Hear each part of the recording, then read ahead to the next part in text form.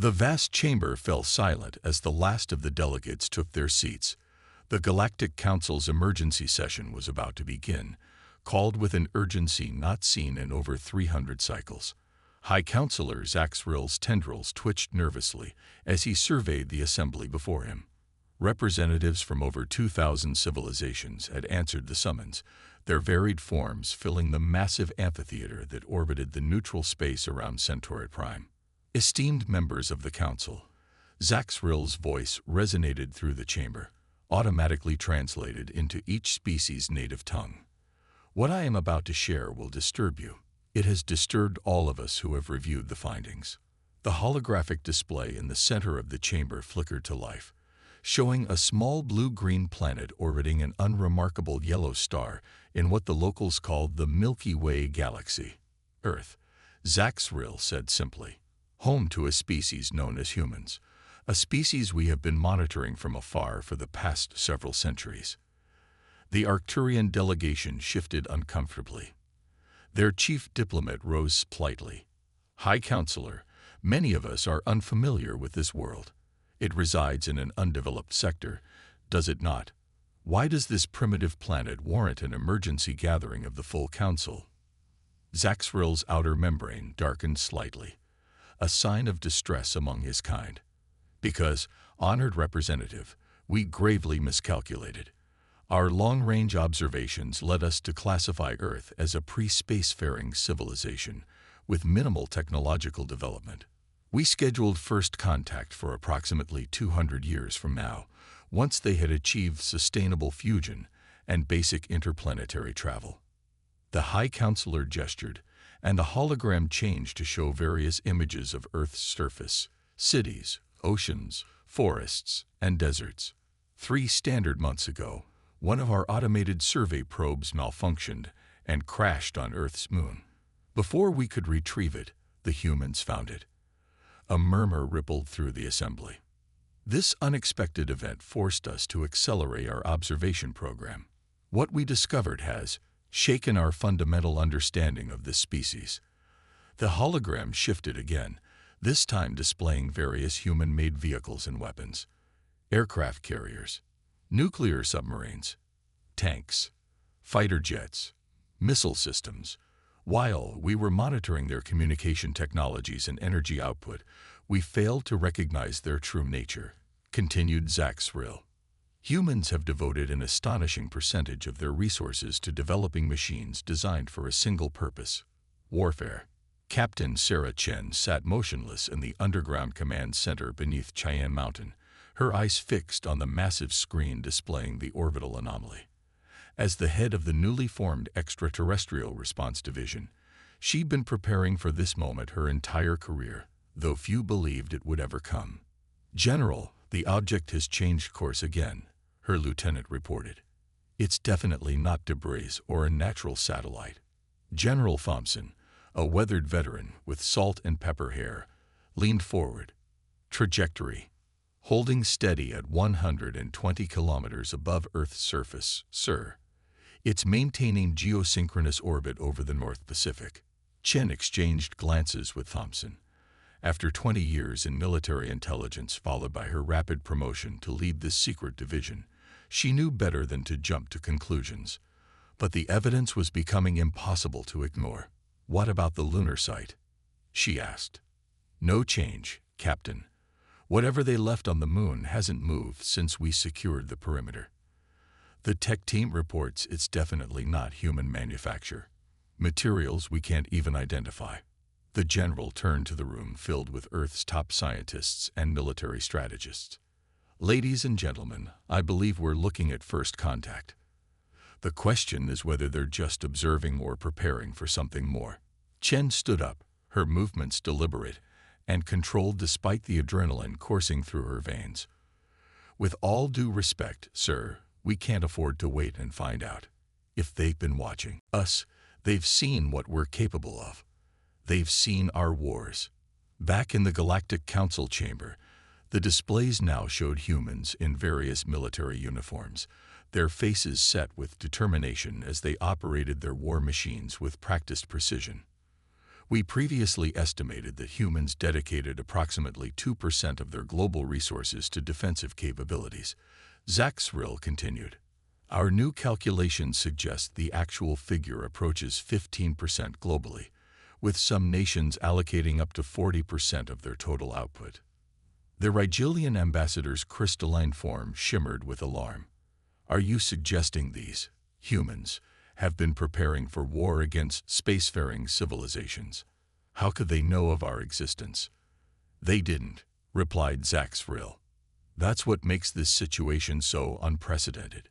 Humans built these war machines to use against each other. The chamber erupted in shocked exclamations and urgent discussions. Zaxrill raised his appendages for silence. Our xenopsychologists are still trying to understand this contradiction. Humans possess art, music, literature, and philosophy that celebrate peace, cooperation, and harmony.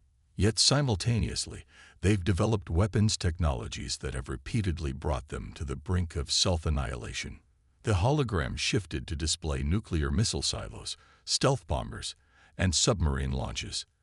They call it deterrence, the idea that possessing overwhelming destructive capability prevents others from attacking.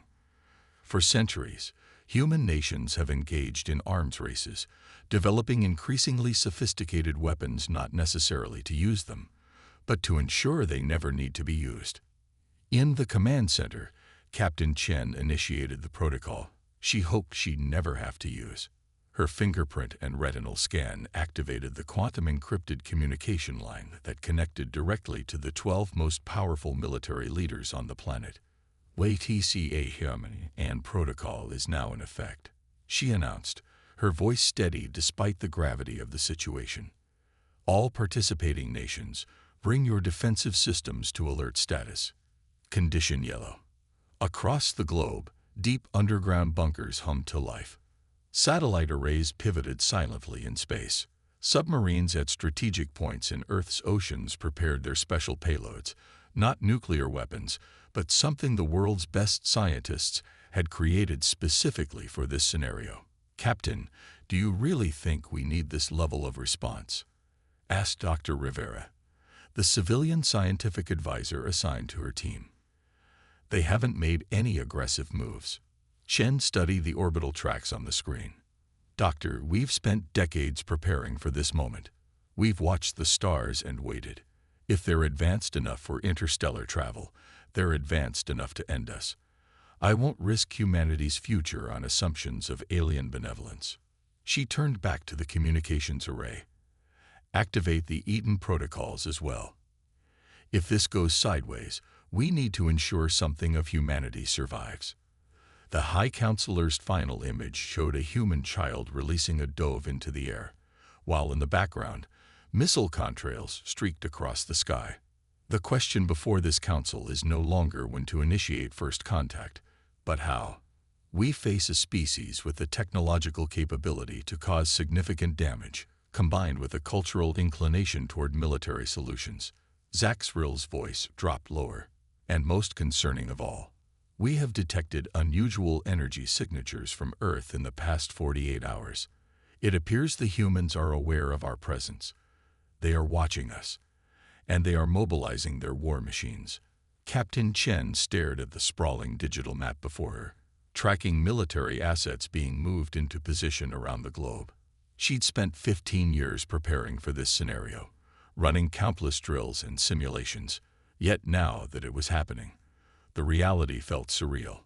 Status report on the Eden facilities, she asked, her voice betraying none of the tension knotting her shoulders. Lieutenant Rodriguez swiped through several screens on his tablet. All 7 underground bunkers report green status, Captain. Seed vaults, secured genetic repositories at optimal storage conditions. If needed, we could sustain 10,000 selected personnel indefinitely, or restart human civilization with the preserved materials. Chen nodded, though the thought provided little comfort. The Eden protocols were humanity's insurance policy, a last resort designed to preserve human knowledge, culture, and genetic diversity in the event of catastrophic first contact. She hoped to God they'd never need to use them. Dr. Rivera, She called across the command center. Any progress deciphering the alien technology from the lunar crash site? The scientist looked up from his workstation, dark circles under his eyes testifying to the sleepless nights since the discovery. Some, Captain. We've confirmed the device uses a form of quantum entanglement for communication. Instantaneous data transfer across any distance. It's centuries beyond our current understanding. Can they track their technology? Do they know we have it? Rivera hesitated. We've kept it in a Faraday cage environment, but given how advanced it is, I can't rule anything out. General Thompson cleared his throat. Captain, the Security Council is convening in 5 minutes. They'll want your assessment. Shen took a deep breath. In the 2 weeks since they'd detected the alien presence in Earth's orbit, world leaders had managed to maintain an unprecedented level of cooperation and secrecy. The public remained unaware, though internet forums buzzed with amateur astronomers' reports of unusual satellite activity. It wouldn't stay secret much longer. Tell them I recommend maintaining Condition Yellow. No first strike, but full defensive readiness. She paused. And sir, tell them to consider authorizing Project Thunderbolt, just in case. Across the vast expanse of space, in the Galactic Council chamber, the debate had grown heated. Representatives from aggressive species argued for immediate containment protocols, while others advocated for patience and observation. These humans are clearly dangerous. The draconian representative's scales flared with agitation. They have developed nuclear weapons, kinetic bombardment capabilities, and, if our analysis is correct, primitive directed energy weapons, all without achieving unified planetary governance. It's unprecedented. But they've shown remarkable restraint, countered the Pleiadian ambassador, her luminescent form pulsing calmly. Despite possessing these weapons for over 70 years, they've used nuclear technology in warfare only twice, at the very beginning of its development. Zaxriel listened to the arguments with growing concern. The decisions made in this chamber would determine the fate of billions of sentient beings on the small blue planet. High Counselor, a junior aide approached, voice lowered. We've detected increased activity at human military installations globally. Their orbital defense satellites have changed configurations, and multiple submarine assets have moved to deep ocean trenches. Zaxril's skin darkened further. They're preparing for possible conflict.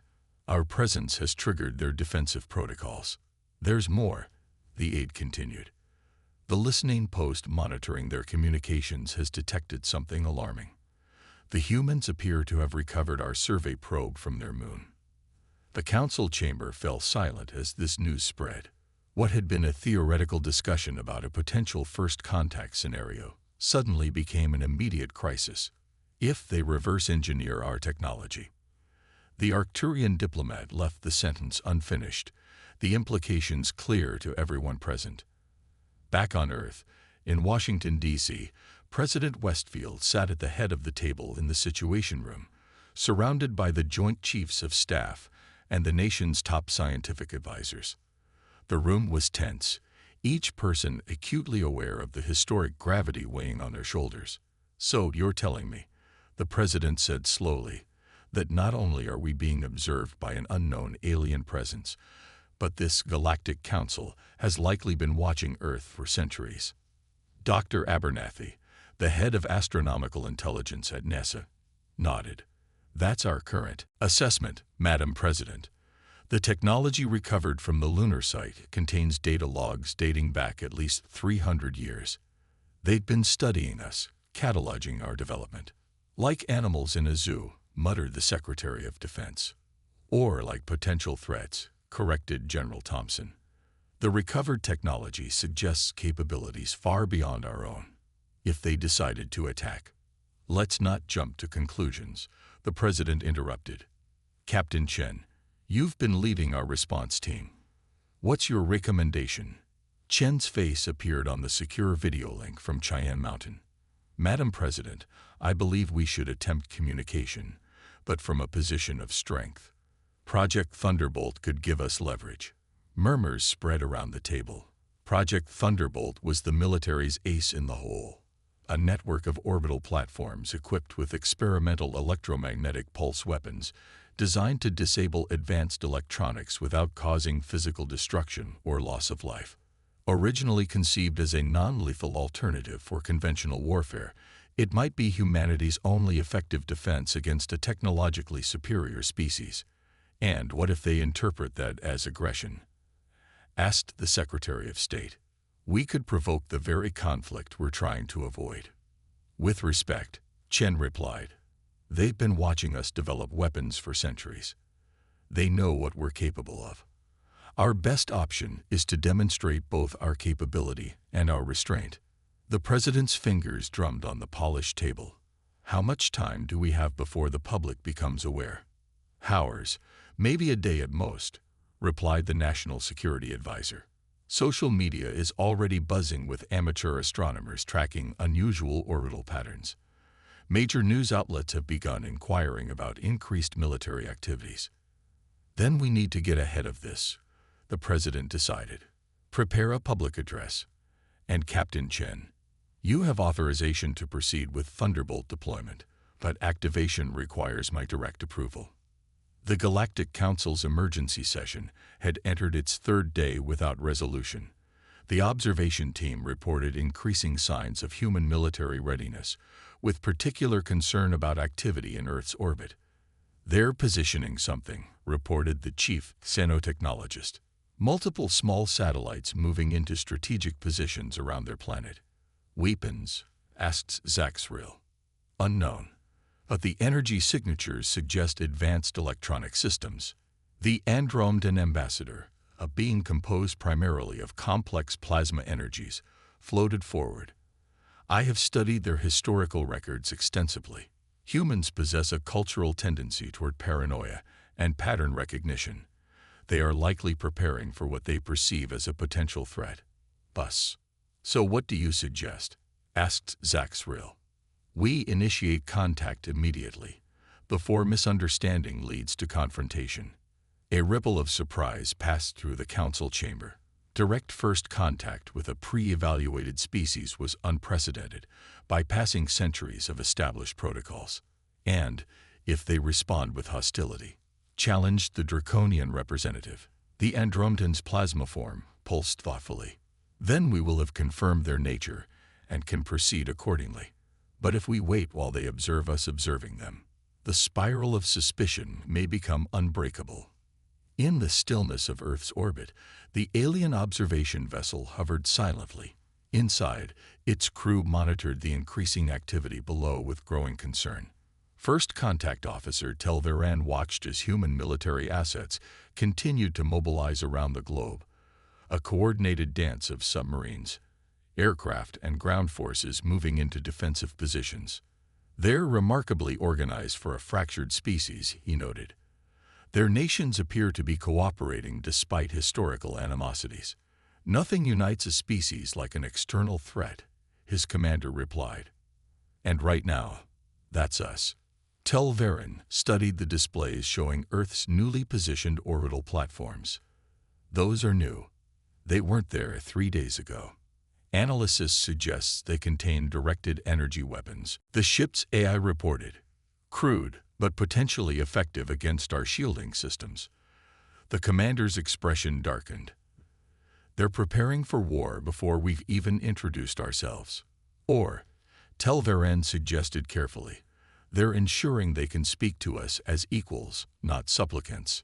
In the command center beneath Cheyenne Mountain, Captain Chen watched as the final Thunderbolt platform moved into position. 24 satellites now encircle the Earth, each capable of delivering a precisely targeted electromagnetic pulse that could disable electronic systems without causing physical destruction. Thunderbolt network is online, Lieutenant Rodriguez confirmed.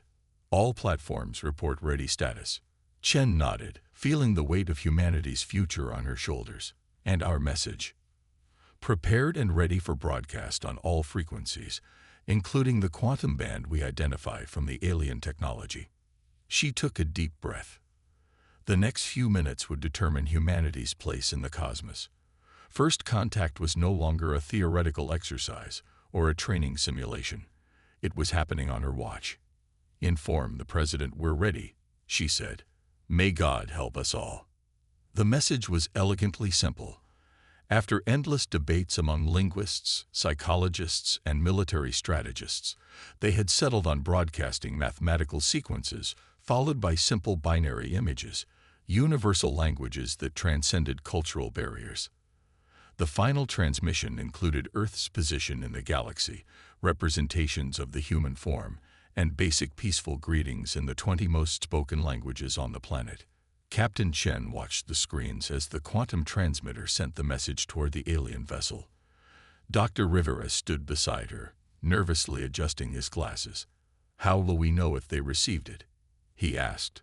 "We'll know," Chen replied, her eyes never leaving the displays. The command center fell silent, dozens of personnel frozen at their stations. The seconds stretched into minutes with no response.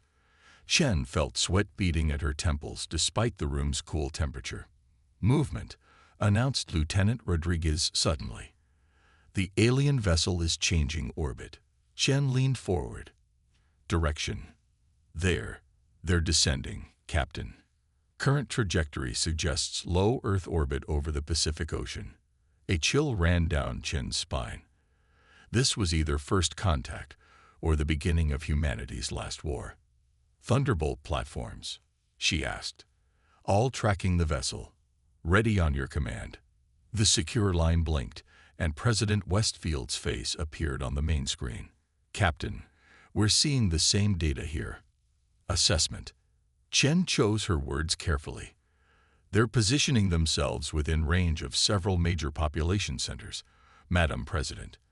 But if they intended immediate hostilities, they could have launched from their previous position.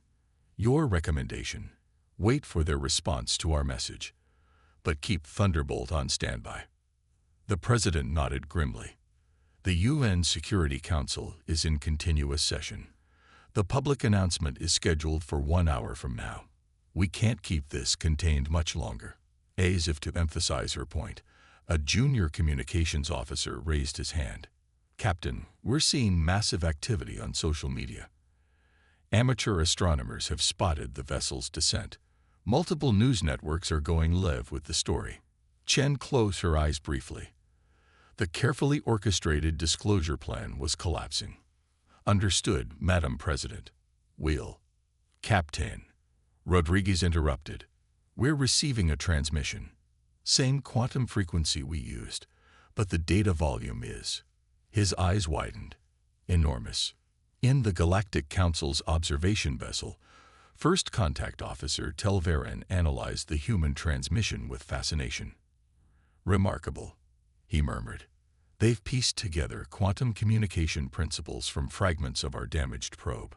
The message is basic but eloquent in its simplicity. Mathematics, binary imagery, linguistic samples." The ship's commander hovered nearby.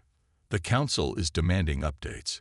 High Counselor Zach Srill himself is requesting direct communication. Tell them we're responding to the human transmission. I've prepared a first contact package with our standard peaceful greeting protocols, modified for their technological level." The commander's appendages twitched nervously. The Draconian faction is pushing for immediate containment measures. They cite the humans' orbital weapons platforms as evidence of hostile intent. Telverin continued working on the transmission. "Those platforms are defensive. The humans are scared, not aggressive." "How can you be certain?" Telverin paused. "Because I've studied them for 20 years. Their art, their music, their literature, all filled with hopes of peaceful contact with the stars. Yes, they build weapons, but they also build dreams." He completed the transmission sequence. Message away. Back in Cheyenne Mountain, the command center erupted in controlled chaos as the alien transmission poured in. Massive data streams filled their systems. Images, mathematical equations, what appeared to be scientific information, and complex sequences that defied immediate interpretation. "They're responding," Chen breathed. "Get our best people on this. I want to know what they're saying." Dr. Rivera was already coordinating with a team of linguists and cryptographers. It's going to take time, Captain. The data structure is unlike anything we've ever. We may not have time. Chen interrupted, pointing to another screen. CNN, BBC, and other major news networks were breaking their regular programming. Amateur footage of lights in the sky appeared alongside experts speculating about unusual military activity and potential extraterrestrial contact. The president's voice came through again. Captain, I'm moving up the announcement. The story is breaking with or without us. Within minutes, television screens around the world showed the president behind her desk in the Oval Office, her expression grave but composed. My fellow citizens of Earth, she began. Today, I must share with you news of profound significance for all humanity. Approximately 2 weeks ago, our scientific and military personnel detected the presence of an extraterrestrial vessel in Earth's orbit. As the president continued her carefully prepared speech, social media exploded. #FirstContact and #AliensAreaReal trended globally within minutes. Streets in major cities filled with people looking skyward, some in wonder, others in fear. In Moscow's Red Square, thousands gathered despite the bitter cold. In Times Square, traffic stood still as pedestrians filled the streets, eyes turned upward. In Beijing, Shanghai, and Delhi, millions watched on phones and public screens as history unfolded. In the council chamber, Zaxril received Telveren's transmission with mixed emotions. You've initiated direct contact without council authorization, he stated, his membrane fluctuating with concern. The situation required immediate action, High Counselor, Telveren replied through the quantum link.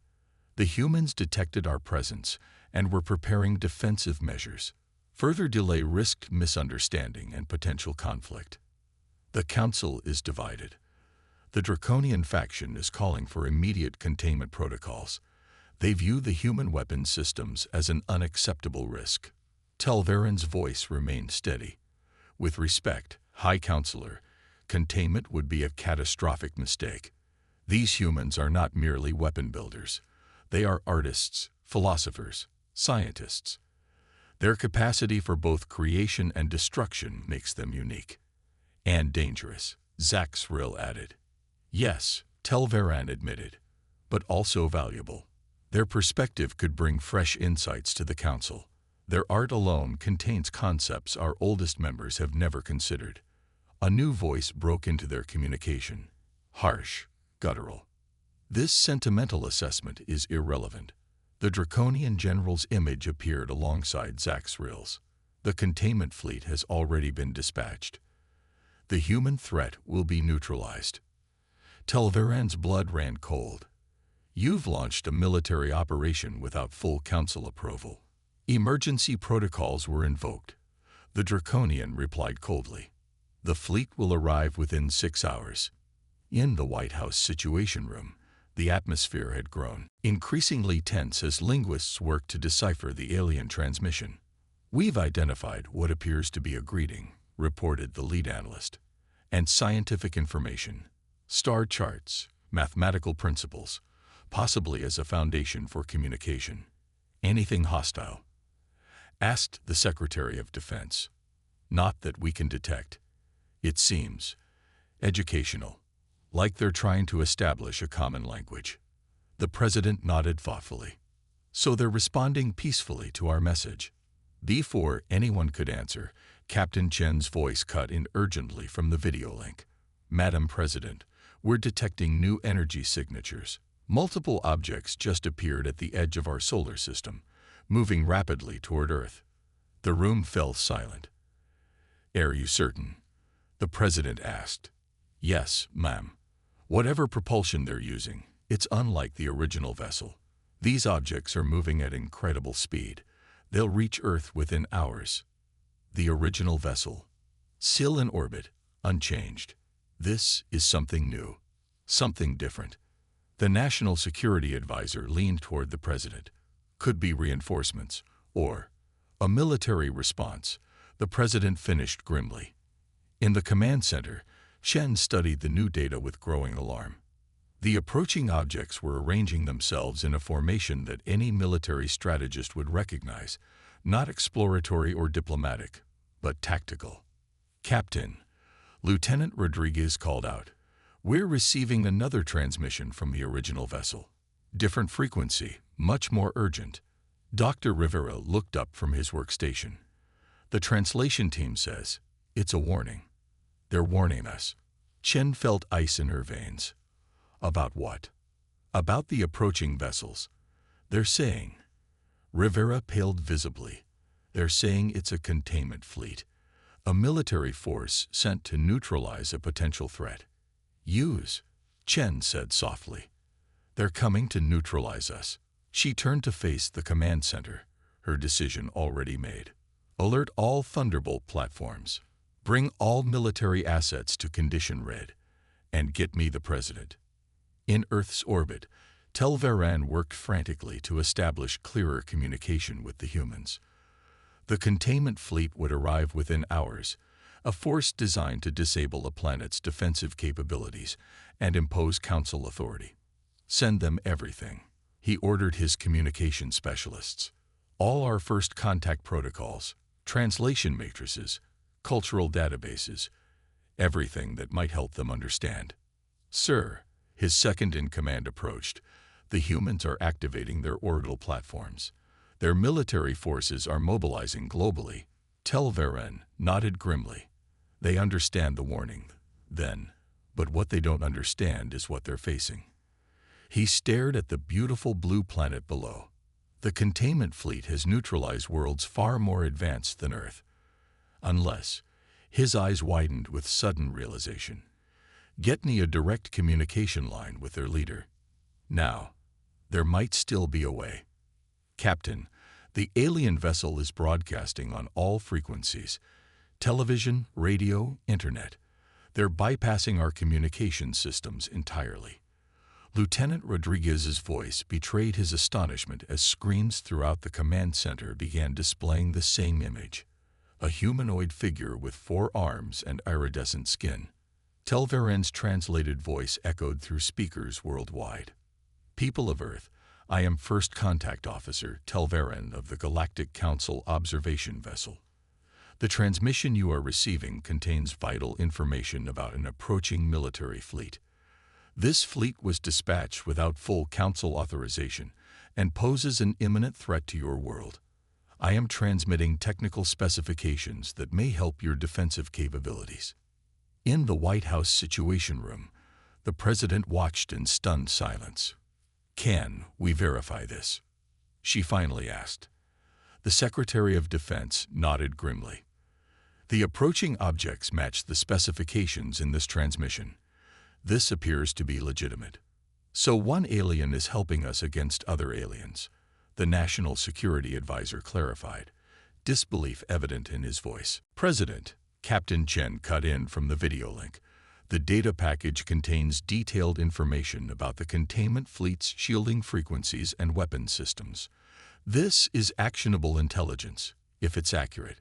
The President's knuckles whitened as she gripped the edge of the table. "Can we trust it?" Before anyone could answer, Dr. Rivera interrupted. "Captain, we're detecting unusual activity at the lunar crash site." Chen turned sharply. "Explain." "The alien technology we recovered, it's activating on its own. Energy readings are spiking across all sensors. In near-lunar orbit, unnoticed until now, a small scout ship from the Draconian faction had been monitoring Earth's activities around the crashed probe. Its commander smiled coldly as the remote activation signal triggered the probe's hidden protocol. The humans took the bait, he reported to his superiors. The dormant security system is now active. On the observation vessel, alarms blared as Telvaran received the report. The lunar probe, it contained a draconian security failsafe. They're using our own technology against the humans. High Counselor Zaxril's image flickered with rage. The Draconians planted their technology in our observation equipment. This violates every Council protocol. They've been planning this. Telvaran realized, horror dawning on him. The probe's malfunction wasn't an accident. They wanted the humans to find it. In the secure facility beneath White Sands, New Mexico, where the alien technology had been transported for study, chaos erupted as the device suddenly activated. Brilliant light erupted from its core, bathing the laboratory in pulsing energy. "Evacuate immediately," shouted the lead scientist. But it was too late. The light intensified, washing over the research team.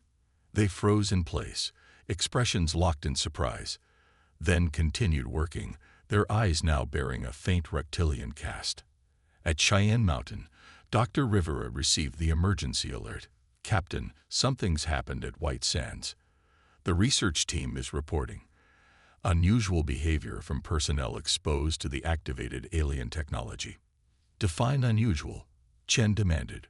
Rivera read from the incoming report with growing dread. "Mind control, Captain.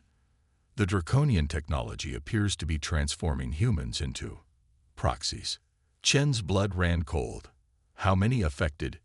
"Initial reports suggest 43 personnel at White Sands." "But Captain," Rivera's voice dropped, "those scientists have access to our most sensitive military systems, including," his eyes met hers, "Thunderbolt access codes." The implications hit Chen like a physical blow. Their greatest defense against the approaching alien fleet could be compromised from within. "Lock down all Thunderbolt command protocols," she ordered.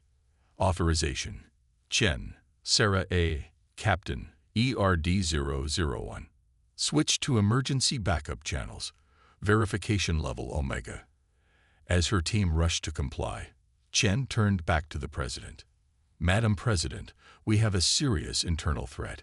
Request permission to deploy special forces to White Sands immediately." On the main screen, Telvaren's transmission continued, increasingly urgent. "The approaching containment fleet uses quantum-linked shields. Your conventional weapons cannot penetrate them. However, your Thunderbolt platforms might be effective if modified to cycle through the frequencies I've transmitted. But you must act quickly. And beware the draconian infiltration protocol activated at your lunar research site." In the Galactic Council chamber, Zax Frill confronted the draconian representative directly, his appendages quivering with outrage.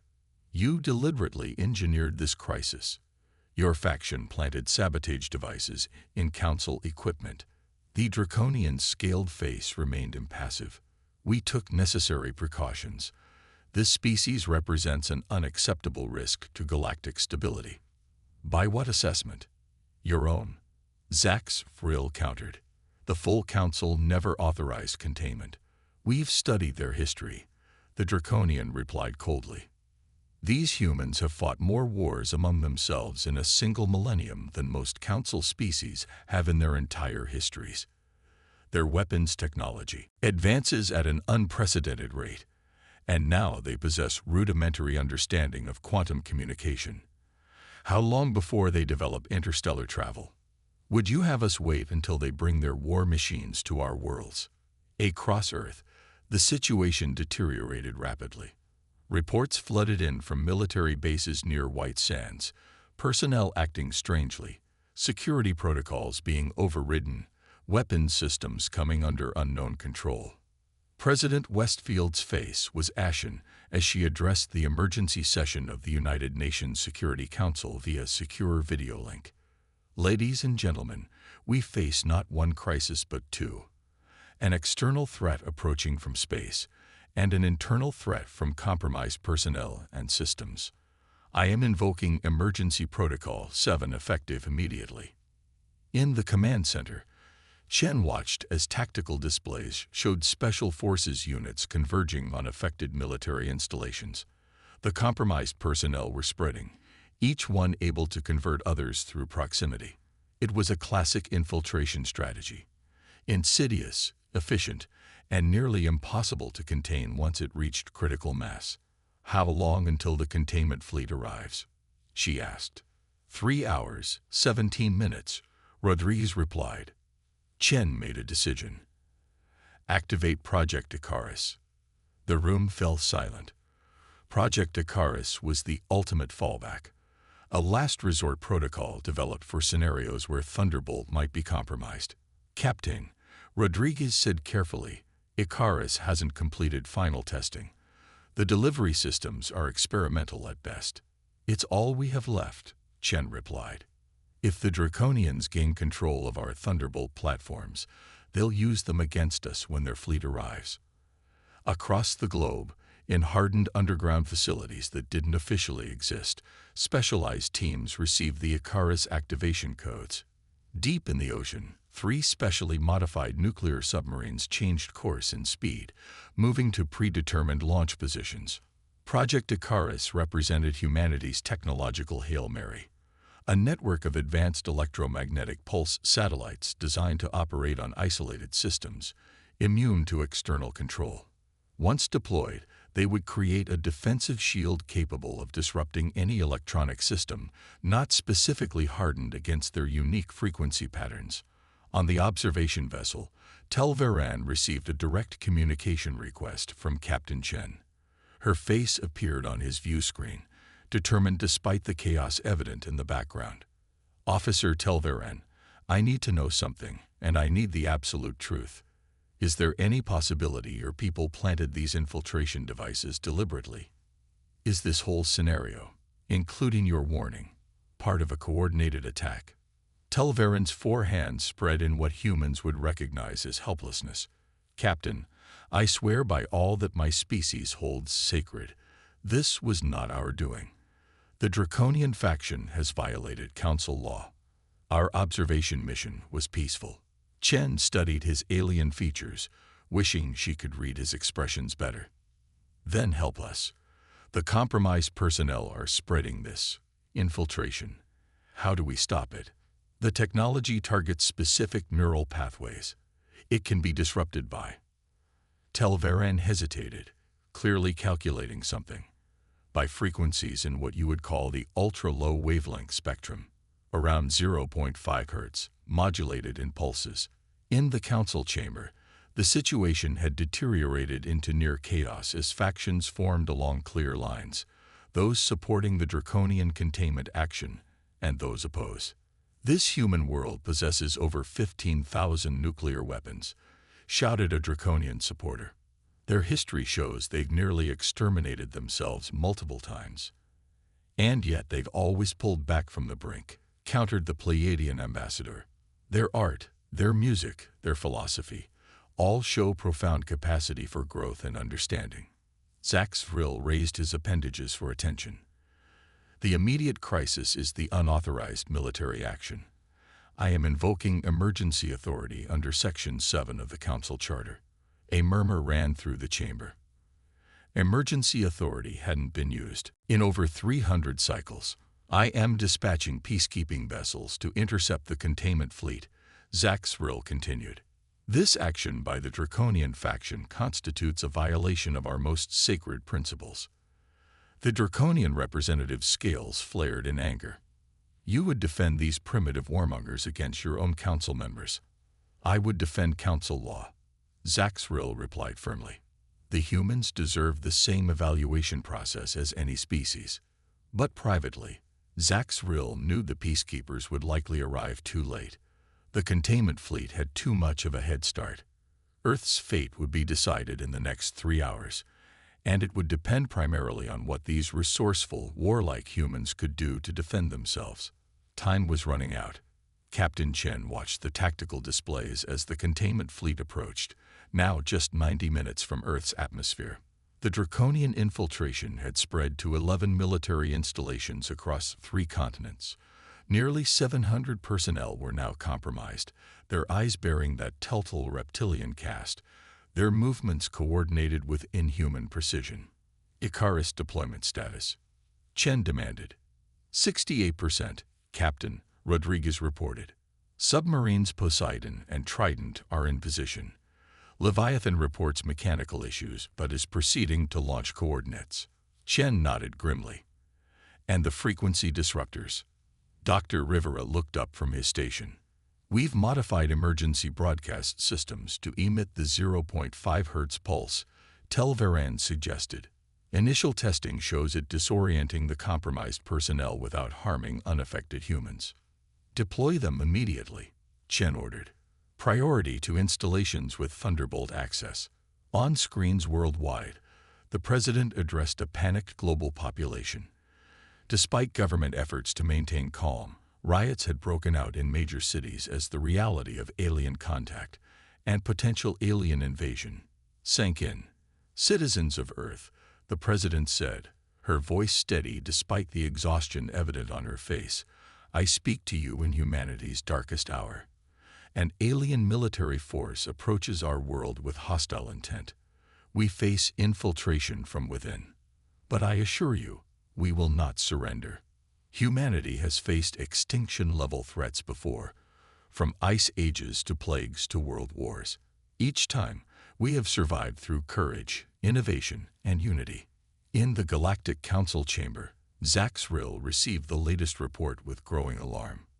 The Peacekeepers, 2 hours from intercept position, his aide replied.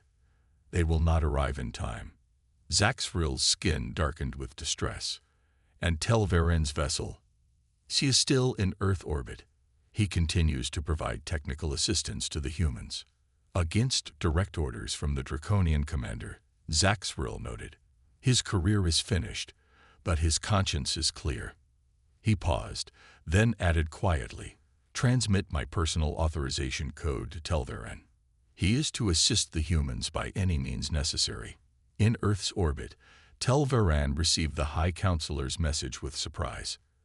Direct authorization to assist. This goes beyond anything in Council protocol. His second-in-command shifted nervously. Sir, the containment fleet has threatened to fire upon any vessel interfering with their mission. Tel Varen studied the tactical display showing the approaching fleet. How many weapon systems does our vessel possess? None, sir. We're an observation ship. Not entirely accurate, Tel Varen replied, moving to a secured console. This vessel contains one prototype defense system, authorized for testing only. He entered a complex sequence of commands. Desperate times call for desperate measures. In Cheyenne Mountain, the command center erupted in activity as new information flowed in. Captain, the alien vessel is transmitting complete tactical data on the approaching fleet. Formation patterns, weapon capabilities, shield vulnerabilities, Rodriguez reported. And that's not all, added Dr. Rivera. They're deploying some kind of defense system from their ship. Energy readings unlike anything we've seen before. Chen studied the incoming data. Can we integrate this information into the Thunderbolt targeting systems? Already working on it, Rodriguez confirmed. But Captain, there's something else. The compromised personnel at Edwards Air Force Base have gained access to nuclear launch facilities. Chen's blood ran cold. Override codes. Not responding. They've cut the authentication systems. If they launch, we cannot stop them remotely. The frequency disruptors. Deployment team is en route, but they won't reach Edwards in time. Chen made the hardest decision of her career. Target Edwards with a Thunderbolt platform. Full power discharge. Rodriguez hesitated. Captain, that would disable everything electronic within a 50-mile radius. Civilian infrastructure, hospitals. Better than a nuclear launch. Chen cut him off. Execute. In orbit, one of the Thunderbolt platforms pivoted, aligning its electromagnetic pulse generator with Edwards Air Force Base. The discharge was invisible but devastatingly effective. Throughout the base and surrounding areas, every electronic device, from computers to cars to pacemakers, instantly went dead. 46 minutes until the containment fleet's arrival. The ultra-low frequency disruptors had proven partially effective, slowing the spread of the draconian influence. Special forces teams equipped with portable emitters were securing critical infrastructure, but it was a losing battle. For every compromised individual they neutralized, 2 more appeared elsewhere. Tel Varen's voice came through on the secure channel. Captain Chen, we've analyzed your Icarus platforms. The concept is sound, but the deployment method is vulnerable to draconian countermeasures. We're open to alternatives, Chen replied tensely. My vessel has deployed a quantum field projector, experimental technology that can amplify your electromagnetic pulses and focus them precisely. If you coordinate your Icarus deployment with our projector, we can create a selective defense screen that will disable the containment fleet while leaving Earth's systems intact. Why would you risk yourself for us? Chen asked, the question that had been gnawing at her. A pause then. Because in all my years studying your species, I've seen your capacity for both terrible destruction and magnificent creation. The Council should be learning from you, not containing you. 23 minutes remained when the containment fleet entered the outer edges of Earth's orbit. Massive vessels, each larger than humanity's largest aircraft carriers, moved in precise formation. Their hulls gleamed with an otherworldly metallic sheen, weapons ports visibly opening as they approached. This is Draconian Fleet Commander Sarvesh to Earth authorities, a harsh voice transmitted globally. Your world has been deemed a Level 1 threat to galactic security. Submit to containment protocols immediately or face planetary neutralization. You have 10 minutes to respond. In the White House Situation Room, the President looked to the video link with Captain Chen. Are we ready? Chen nodded. Icarus platforms at final deployment positions. Telveran's quantum projector is synchronized. The Thunderbolt platforms, still under our control, are targeted at known vulnerabilities in their shield systems. And, if it fails, Chen met her gaze steadily. Then we've given it our best shot, Madam President. The President took a deep breath. Proceed with the operation. From deep beneath the ocean's surface, the submarines Poseidon and Trident launched their specialized payloads. Not nuclear missiles, but advanced delivery systems carrying dormant Icarus platforms, designed to activate in high orbit and connect with those already in place from the Thunderbolt network.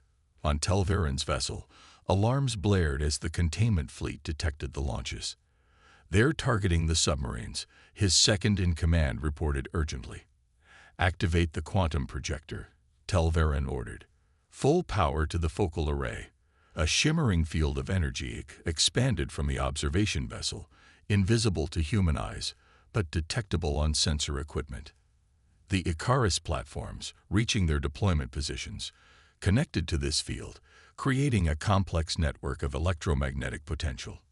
Containment fleet is charging weapons, Rodriguez reported in the command center. Targeting major population centers and military installations. Execute Icarus, Chen commanded. Now, the combined human-alien defensive system activated with silent efficiency. The quantum-enhanced electromagnetic pulse swept across near-Earth space, precisely targeted through Telveran's technology. Throughout the containment fleet, systems failed catastrophically. Weapons, shields, propulsion, life support, all collapsing under the sophisticated attack. But in that moment of seeming victory, disaster struck. On Telveran's vessel, a critical system overloaded under the strain of the quantum projector. Containment failure in the projection array, a crew member shouted. Cascade reaction imminent. Telveran knew instantly what it meant. Emergency evacuation.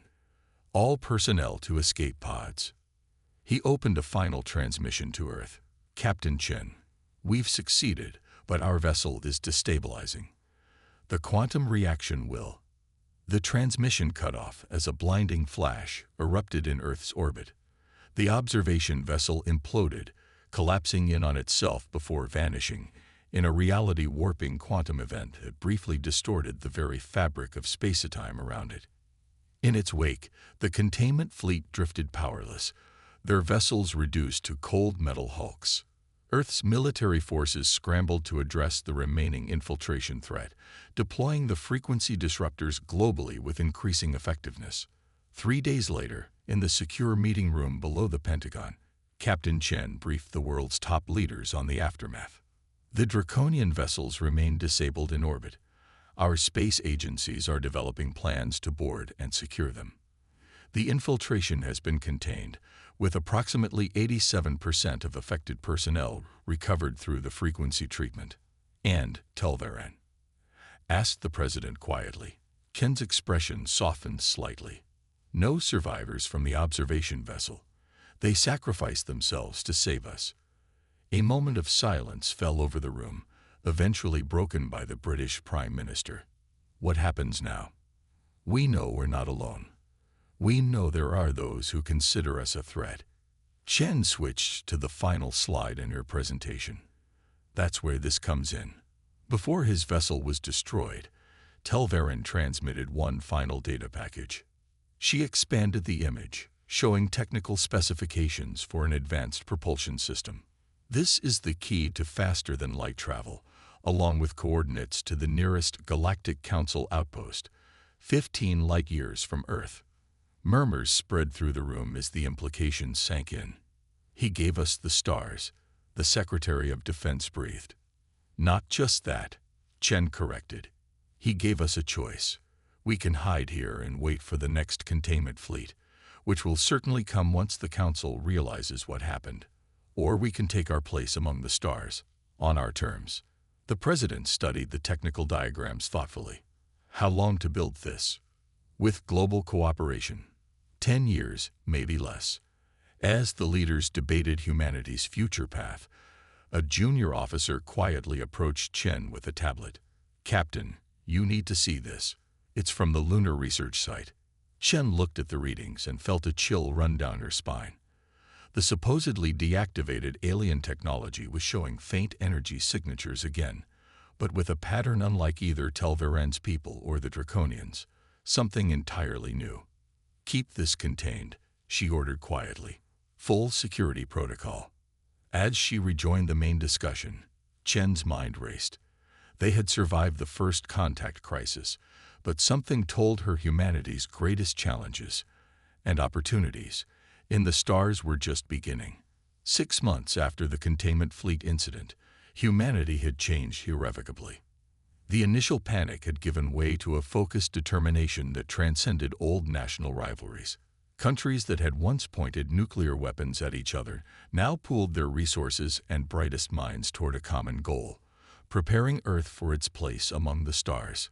Captain Chen stood at the observation window of the newly constructed orbital defense command, watching as specialized teams in advanced spacesuits worked to dismantle one of the captured Draconian vessels.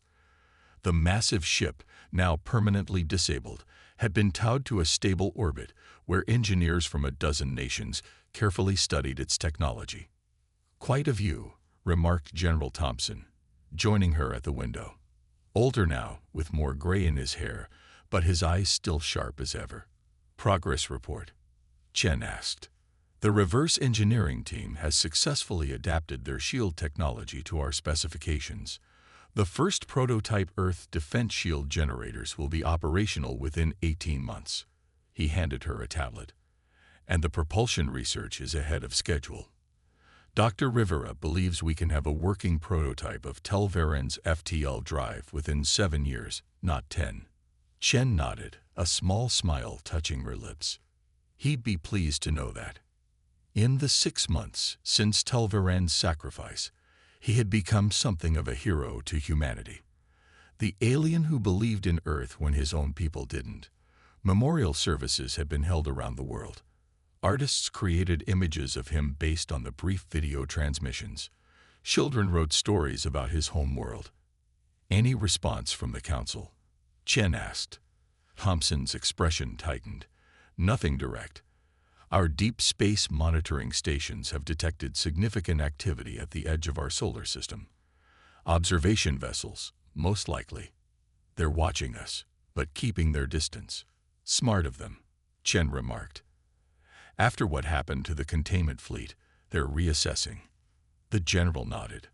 The president's addressing the UN Security Council today about the lunar situation. Any updates I should know about? Chen's expression grew serious. She pulled up classified images on her tablet, showing the alien technology recovered from the moon. The device was now contained within a specialized chamber at a secure facility, surrounded by sensors and monitoring equipment. The energy signatures have been increasing in frequency and complexity. Our best linguists and cryptographers believe it's a form of communication. With whom?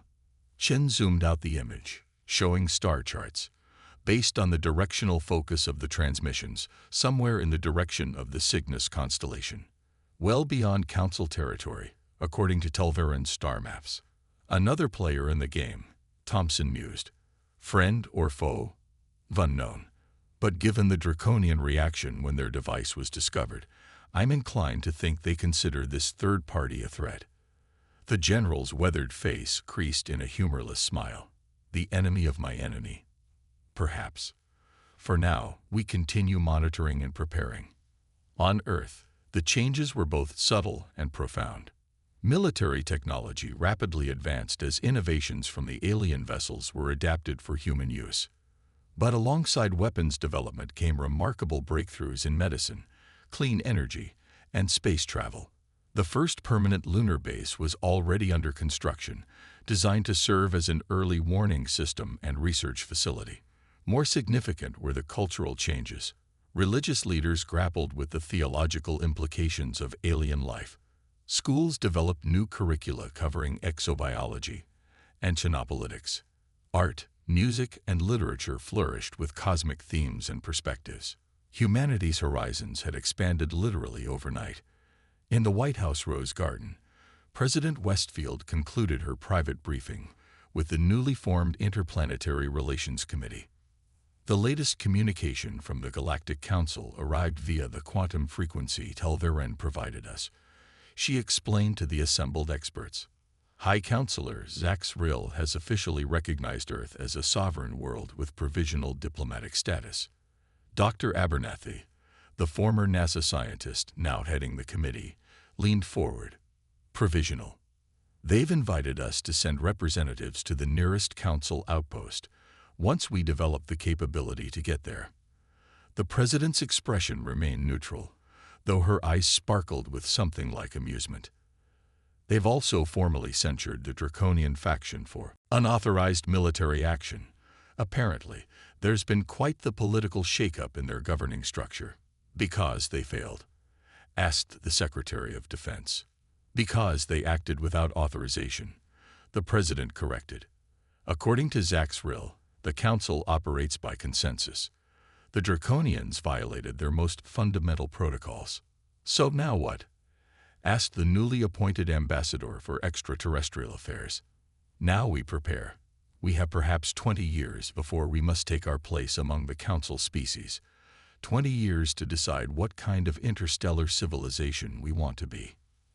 At the Lunar Research Facility, Dr. Rivera supervised the team monitoring the mysterious alien device.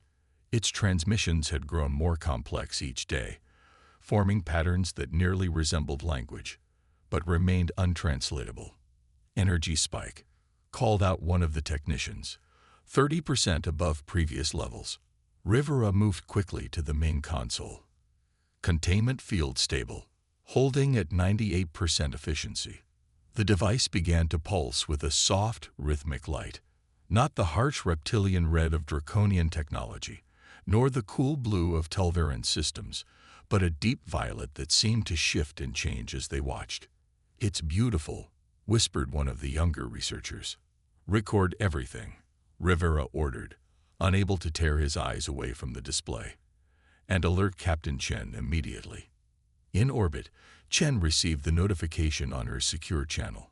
She excused herself from the engineering briefing and moved to a private communication room.